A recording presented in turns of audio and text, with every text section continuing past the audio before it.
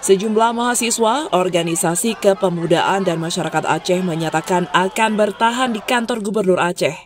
Mereka menuntut penyelesaian tuntas terkait pencaplokan 4 pulau di Kabupaten Aceh Singkil yang kini masuk ke dalam wilayah Provinsi Sumatera Utara. Polemik berlarut ini dipicu oleh keputusan Menteri Dalam Negeri Tito Karnavian yang menerbitkan surat keputusan pemindahan wilayah administrasi Pulau Panjang, Pulau Lipan, Pulau Mangkik Besar, dan Mangkik Kecil di Sumatera Utara. Kebijakan ini menuai protes keras dari berbagai elemen masyarakat di Aceh.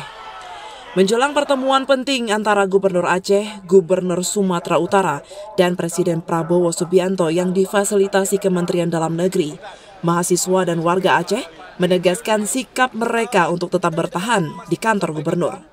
Mereka berkomitmen mengawal proses penyelesaian sengketa wilayah tersebut hingga Presiden mengeluarkan keputusan akhir.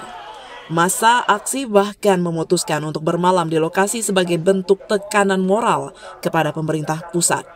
Mereka berharap Presiden Prabowo mencabut SK Mendagri yang dinilai merugikan Aceh. Tidak dapat memastikan sampai kapan, karena kemarin berdasarkan kesepakatan bersama teman-teman, kami akan bertahan di kantor gubernur sampai apa yang kami sampaikan itu didengar oleh Republik Indonesia dan diakomodir. Bang, jika tidak dikabulkan apa yang? Kita tetap akan terus melakukan aksi bahkan berjilid-jilid.